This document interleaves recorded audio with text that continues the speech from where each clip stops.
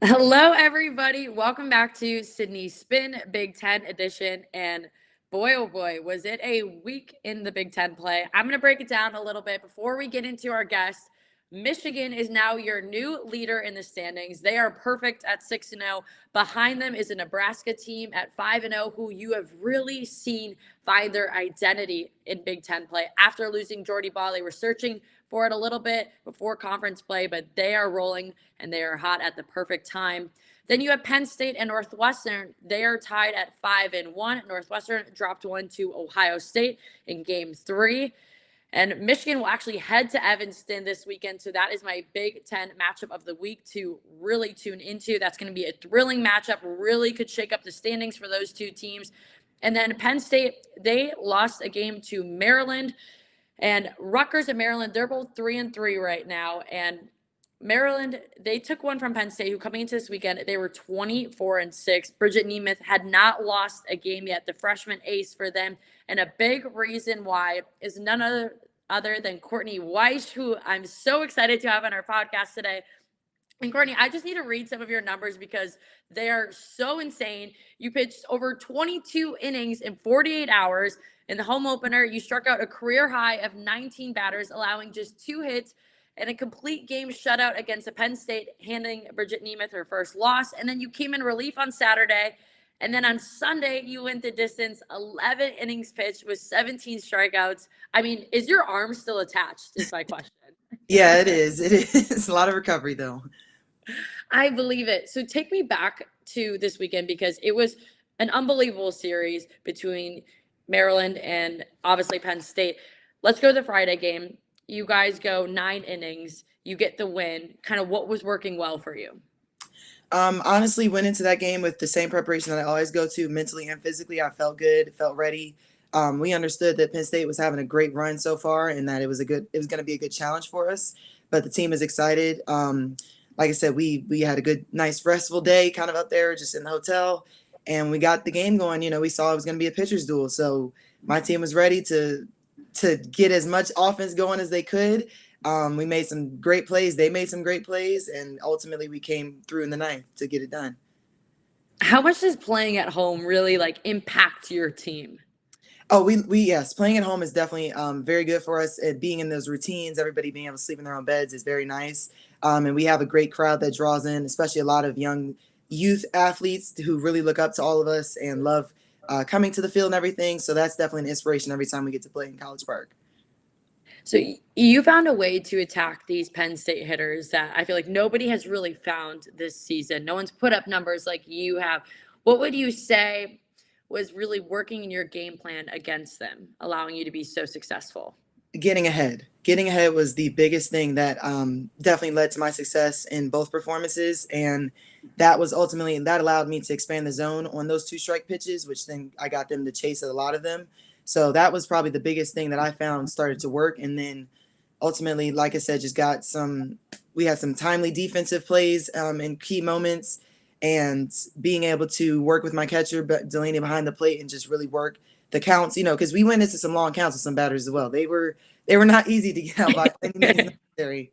But like I said, it was definitely a good challenge that I was ready for. So I'm glad we got the good outcome on Friday, and then tough battle on Sunday. Yeah, tough battle. I mean, Saturday and Sunday, truthfully, kind of what has been the message within your team that obviously you would have loved to have gotten the series. You yourself could not have put them in any more of a position to really be able to have gotten it. But how do you guys respond, or what do you take from it as well? Because there's still so much good that happened. Yeah, no, we learned a lot about ourselves, and the biggest thing I think is our defense and pitching staff understanding that we can battle for as long as it takes. That was probably the key. Was like, okay, we can battle. We're gonna trust the bats to get them going. So that was really cool. And then just moving forward, we understand that we want to try to score early, especially as early as possible. When the other team gives us a chance, extra outs, makes an error, things like that, we want to be able to capitalize on it. So it takes a little bit of that pressure off of our pitchers and our defense. But ultimately, we are extremely excited to take this momentum from this Penn State series into our next series against Illinois this weekend. Absolutely. And what's been your recovery process? I'm sure you're icing. Are you doing anything else after all of the innings? Yeah, some every so often, like every 3 weeks or so, I get a massage, about 90-minute massage. There we So go. Wow, my 90 minutes. That's a good one. yeah, no, it's a good little duration. My therapist, she gets me right every single time. So really just helping the body recover fully, getting all the kinks out and everything. I do yoga twice a day every day, so making sure I'm really taking care of my body, stretching, doing all those things, especially the movements that may not feel the greatest but still need to do for the body. And ultimately, being with my trainer and getting everything rubbed out. So that's from the physical side. Definitely the ice baths, again, things we don't necessarily enjoy but are necessary to be able to, put my body in position to perform that way. And then mentally, I do a lot of journaling. I listen to a lot of music, podcasts, things of that nature. Go home a lot because I live 20 minutes down the street from my house. So just making sure I'm taking care of the mental and the physical to recover as best as possible to be able to do it all again. Well, I absolutely love this routine. I have so many questions for myself personally, even. Yeah. First of all, I'm sure your massage is like 89 minutes. You're pitching arm and then elsewhere, but Yeah. yoga, that is something that I feel like has been kind of an in and out debate within softball. Is it good for teams? You've seen some teams dabble in it before. I did a bit playing, but then also some pushback. Kind of walk me through your routine. Is this something you're doing at home? Are you going into a studio, or is there like certain movements that you think are really working well for you? Yeah. Actually, the first funny thing is that I've led a couple little mini group yoga sessions within the team. And so like my teammates Oh my actually gosh, you can do it all. Look at you. yeah, no, my teammates, a couple of them really do enjoy doing that with me at practice and stuff. And then for myself personally, I just do it's called Yoga with Cassandra on YouTube. Just couple 10-minute sessions, depending on what I need, or I'll do like a 30-minute session here and there. But yeah, no, the movements are really great. She's taller, so I like that too because she is also an athlete. But yeah, it varies from beginner to intermediate, advanced. Some are hard, some are a little less hard. It just depends. But no, I How really like. much does that really just like impact your pitching? Do you find yourself like more loose on the mound? Oh yeah, for sure. Especially like after throwing a lot of pitches, my legs tend to get very sore very quickly, just being as explosive as I am. So definitely getting that lactic acid out a little bit, really stretching things out morning and night is very helpful. I definitely see a difference. Okay, so after softball career, you're going to be a yoga instructor. We've already established that. Oh my goodness. That yeah, it's definitely possible. You talked about the mental side, and that's something that I really admire anytime an athlete takes the time to really dive deep into that. So you're journaling. What are things that you're really writing down? Is it how you're feeling in games? Is it outside of softball? Yes, it is everything. Definitely, as you know, being an athlete yourself, everything can carry over onto that field sometimes. So if you don't find a way to work through it, digest it, things of that nature, you find yourself in tough positions. But with my journaling, I sometimes will just do freelance and just literally like brain dump whatever's on my mind at the moment, from games to what happened in class, family stuff, anything like that. And then I also have a 365-day journal where it's like prompts that are already on each page, and it'll be like stuff as small from write down what you're going to have for dinner tonight to something as deep as like reflect on a childhood memory and how that's shaped you into the person you're today. So I really like that one because it's ranges from like literally everything, but it gets me thinking, gets me, like I said, letting some of those thoughts out, and then preparing for the next day ultimately, because I do it every day. So Wow. When did you start that routine, and how have you seen it kind of change your mental approach even to this to softball? I started that one on January 1st of this year, actually. And with the journaling, it's something that I've done kind of throughout my collegiate career, but it's definitely something I've gotten more consistent with as I've gotten older. So having that routine, I journal every night, like I said, with 365. And I also started reading a lot more this year as well.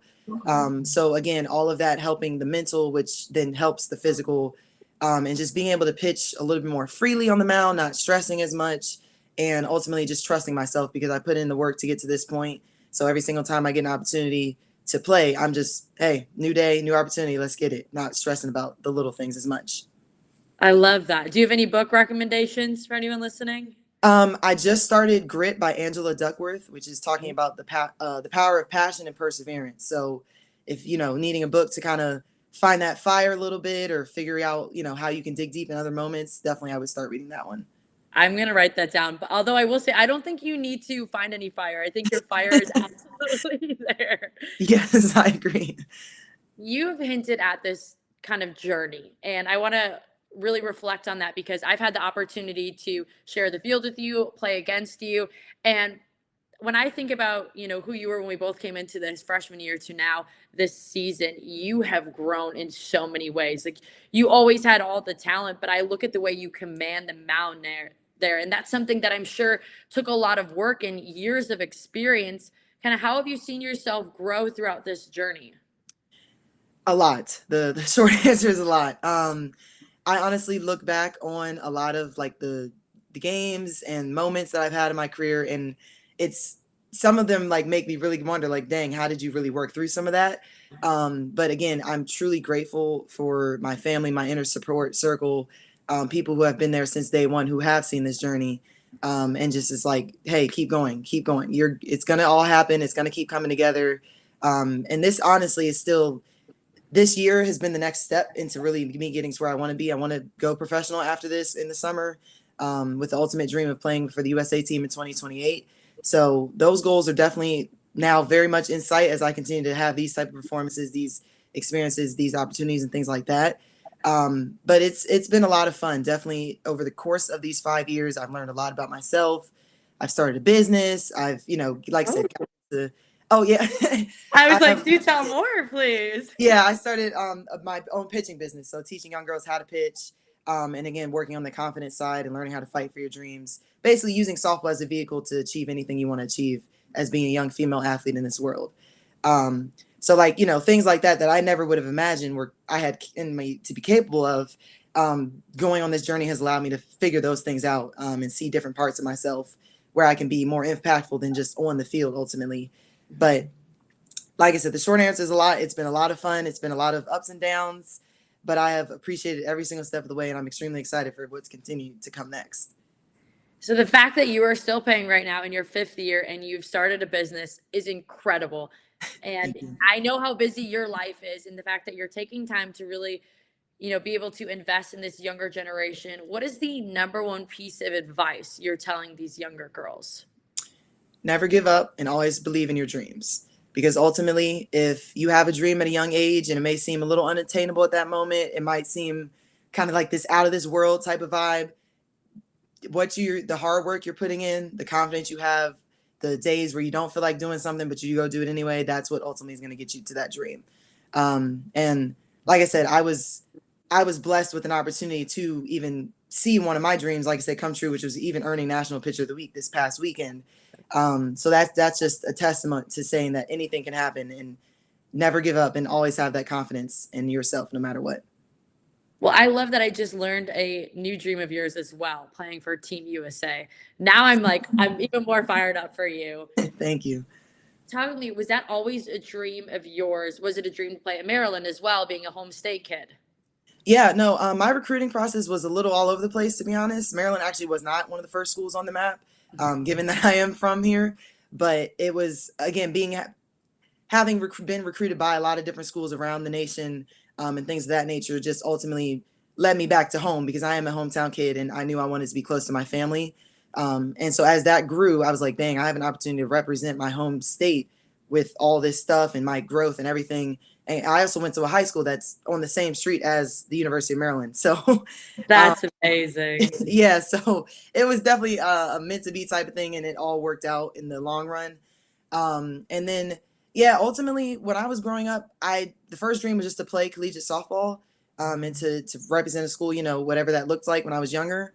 And now I think the USA dream kind of came in right around COVID when I truly saw a different side of myself as a pitcher. I was like, okay, I'm gonna take this as far as God will allow me to take it. And so when that hit, I went to work and I haven't stopped since. What was that moment in COVID? Did were you like, man, I'm getting really good at the game, or you just felt this different passion for it? Yeah, I opted out actually of the fall of 2020 when everything was still very unknown because of my family and everything and having some health complications. So that was the semester I will say where I absolutely just grinded. I mean, the workouts were different. My dad was my trainer. My dad is my trainer, I should say. So the workouts were different. The preparation was different. Like I said, getting into the yoga, doing all the little things right. That's when it really clicked, I will say. So when I got back in the spring, ready for the season, which was the 4 games, which was a whole challenge in itself, was like, okay, you're here. So now how do we continue to take this to the next step? And that was the defining moment probably in my life where I was like, okay, this is something new, and I'm here for it, but I'm a little nervous about it also.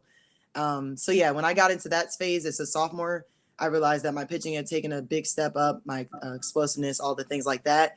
And then, like I said, in my life, that was when I started the business and everything. So my family was like, okay, you're doing a little something different here. Keep it up. Like we're here to support you. So I definitely just jumped full in. Talk to me a little bit about your family. You kind of hinted at how your dad's your trainer, which shout out to him because you throw gas, so he's doing something right. And Yes. also, I know your mom, I have had the opportunity to see her in the stands, and there is not a more prouder woman than watching her daughter play than her. Thank you. I appreciate that. Yeah, no. My parents, my grandpa also is one of those people, he never misses a game, quite literally. Um, I they love have that. yeah, it has been since day one. Like I said, my grandpa was really one who got me into softball kind of to begin with. My 3 older cousins played baseball, used to go down to Texas, watch them play. That's kind of how it all started. Because both of my parents played basketball, so they weren't very happy when that did not happen. As being their Which oldest you kid. you'd probably be a great like I, post player too. yeah. Like yeah, in Yeah, another so life. It's okay. I was like, in another universe, it's okay. But yeah, no, they are extremely proud of me. They've been there, like I said, since day one. Without them, I would not be capable of achieving any of what we've achieved up to this point. But yeah, no, my dad from the dad on, I'm gonna be in your face when you don't feel like it, to the first person hugging you when you achieve something great. Mm. He does it all. And like I said, my mom just on the proud side, when she's in the stands, I believe I can do anything. I feel like, if I could fly, I could. So yeah, my parents give me all the hope and all the support and all the love that I could ever imagine. And like I said, even just from this weekend and achieving everything that I did, I got emotional just when I called them about the National Pitcher of the Week. Yeah. Because again, it seemed unimaginable up until this point. And they got emotional. I was like, look, just keep going, just keep growing. They were proud of you. We love you. And like I said, I couldn't be more grateful to have them, as well as, like I said, my grandpa and my grandma. And got to shout out little sis. She's been there since day one. She, made all the trips and travel ball and everything, and loves the field, I'm sure. But again, they're my rock, and I thank them for everything every single time I get an opportunity. That was so beautifully said. And I Thank love that the tribute to every single one of them. And that's really kind of, I feel like, the greatest part about playing in your home state. You mentioned you're 20 minutes from home. So how often are you able just to stop by for a home cooked meal? Yeah, no, as often as I need, especially as, things get a little hectic every now and then. Life just feels a little overwhelming sometimes. I just drive home, quick little stop in. I also have a cat named Pearly, so it's good to see her too. And then, like I said, just the hugs, even just a simple hug from one of them, just sometimes does it exactly what I need, and I can come on back. So that's definitely been a blessing that I don't take lightly at all. You have been playing here, you're now in your fifth season, but you're headed towards Big Ten. This is your last Big Ten season at home with your family there every game. How much are you just soaking it all in? Every single time I walk down our little pathway to get to the dugout, I thank God for the opportunity.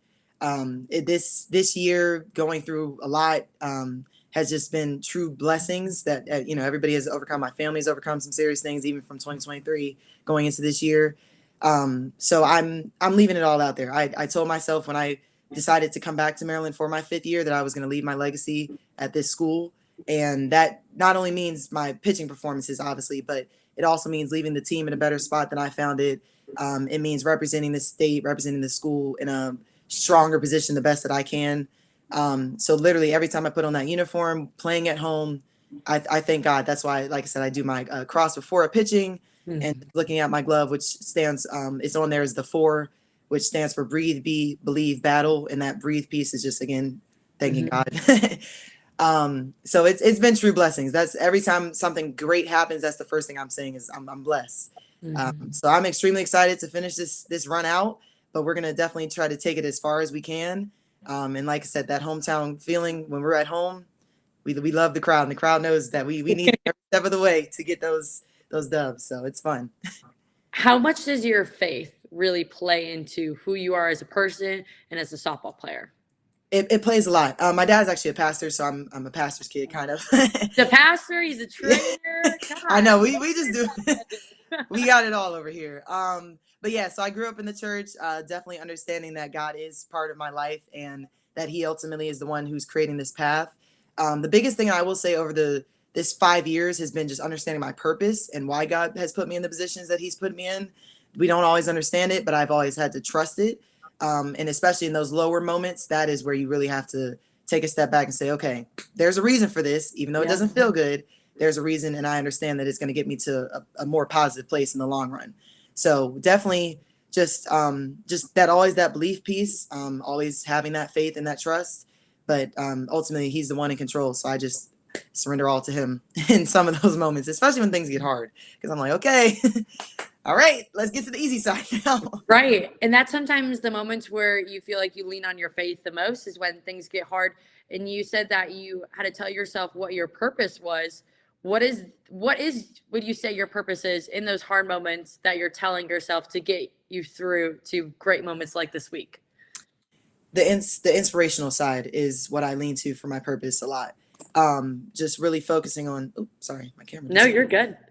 Really focusing on sometimes just thinking about those little girls who are in the stands that are cheering my name just because they see somebody doing something that they want to do one day. Understanding that my sister looks up to me and that she has her own path, which is absolutely incredible, and I couldn't be prouder of her. But that she's also been there since day one, like I said, just looking up to me and things like that. So just my purpose has been to figure that piece out and then to, like I said, do everything I can to be the best person I can be every single time I get out there, which hopefully is inspiring others to, like I said, pursue their dreams and to go after anything they want to go after. Mm. You talked a lot about leading younger girls, but also leading this team. And you've now seen, 5 different Maryland softball teams. Yeah. What makes this group so unique? This group is special because we are young. We have 13 underclassmen. We Yep. have no junior class and 4 graduate students and then 3 seniors. So it is a wide from experience to very little experience in college. You hear it all in the locker room. You see it all in the field. But I absolutely love this team. I think that our younger group really is starting to figure it out and understanding that their roles are important. This team is important, and us playing as a unit is important. In the 5 teams that we've had, this has been the one team where we have to truly play together. It takes every single one of us to get a job done. In the past, we might have had a couple people that could kind of carry it in some moments or get that big hit or whatever. But this one, it takes every single person to really get that job done. And we have some spark plugs, of course. When I'm handling the rock and their defense can relax a little bit, then that gives them energy to relax in the box and things of that nature. We have a couple people offensively when they're on. Our whole offense believes that they can all hit it over the fence type of thing. So it definitely has those moments where it's like, okay, we look to that person, but ultimately it still takes the team to then support that person to even get their job done. But it has been a lot of fun being around my younger teammates. They keep me honest. They keep it light. They keep it fun. And I thank every single one of them for them being themselves ultimately, because that's what makes it fun. When you're a part of the team, you want everybody to be themselves, to have fun when they're doing what they're doing. But that has been the truly unique part about this team is just seeing their perspective of this experience, because it is all new to them versus my perspective, which I'm like, all right, been around the block 5 times now. You put those 2 things together, you get just a lot of fun. But it's competitive, and we're figuring it out. Like I said, each series, which I'm really happy about. And when you have, 13 younger players, it really comes down to players like you who show them the way, but also can help try to, teach them up. What would you say is the biggest piece of lesson that you've been trying to instill in them, or not even lesson, but more so advice because you've been through it all? Yeah, to trust the process, honestly, because again, you're going to have some tough moments as a freshman. You're going to have some great moments as a freshman, but ultimately, are you learning from each and every single one of them is the question. And then even just always believe in yourself. A lot of my younger teammates are just still working through that piece of, okay, coach is asking me to do a big thing here. Can I go get it done? Heck yeah, you can. Getting that opportunity every single time you go out there, just ultimate belief, having that confidence in yourself. Your team's going to have that confidence in you.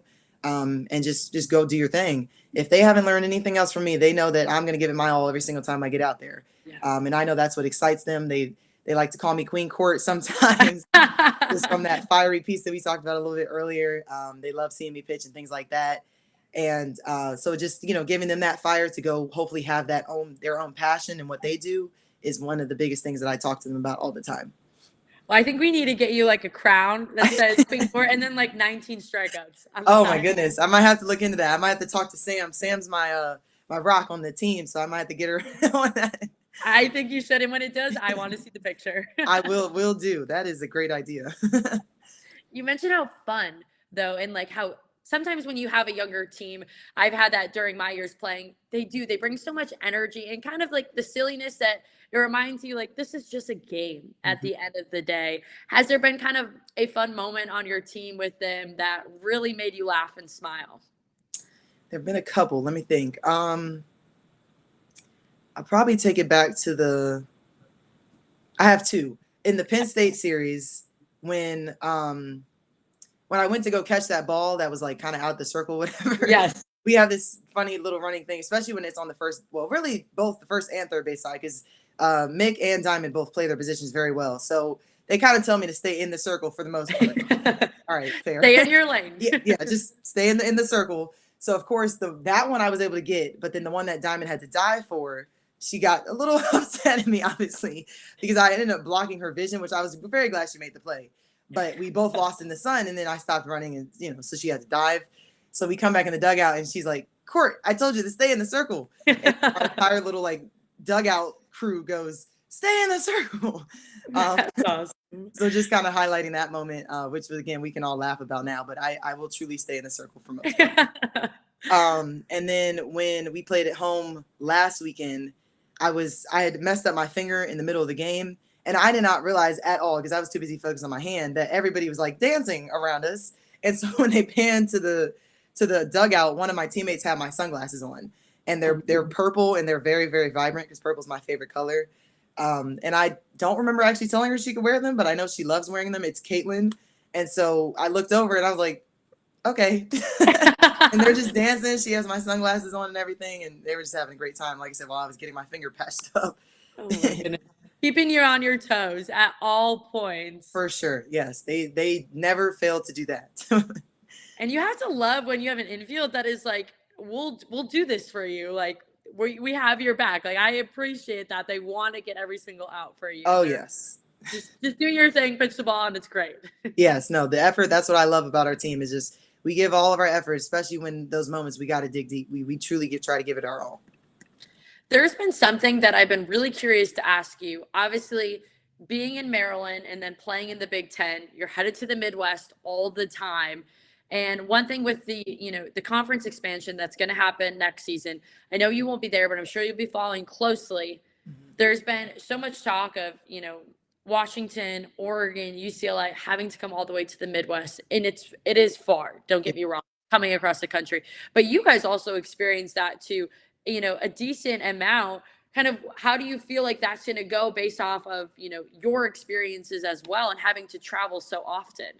Yeah, no, that was a tough travel weekend for us. With the rain and everything, we ended up having to go to Washington and Oregon in the same stretch, basically. And it was awesome to get to play at both of their fields, obviously. But from a duration of the plane, that was tough. And then just like I said, being on the bus that long and everything. So it'll definitely be interesting to see how that works for all the teams involved. I was kind of imagining maybe they do some type of like zoning where, you play first half of the season, you play this people that are in that proximity, and then the other half you switch. I don't know. But I know, you got to prepare for it, I will say, understanding that, okay, this is a 6-7 hour flight, and then you're going to be on a bus for 4 hours, having the little things that you need, the snacks, the pillow, that type of thing. I will say it's definitely helped me and a lot of our teammates kind of prepare for that, so we could still be at least as ready as possible. And then ultimately just doing what you got to do in the hotel. So if that's taking a nap, getting that extra rest, going to treatment, things of that nature, just putting yourself in the best position possible to control the controllables, because traveling is uncontrollable that we can't do anything about. So it's definitely going to be interesting to watch, like you said, because I won't be here, but I was definitely grateful to have the opportunity to go to both Washington and Oregon and have those opportunities to play, especially Oregon, because we did get that win as well. So that was a lot of fun, even though it was a very tough travel weekend, I will say. No, absolutely. I could not agree with everything that you said, more of those points. And, that's the great thing is a lot of these teams, they have people who will be so diligent in helping them prepare for it. But you guys, you hinted earlier in the podcast, you're playing Illinois this weekend. Kind of what are your goals, obviously against Illinois, but for the rest of the Big Ten season and postseason for this team? Is to play hard, and one of our biggest goals is to play hard no matter who we're playing. We definitely got caught up a little bit with that in the preseason, just kind of almost playing to our competition's level a little bit.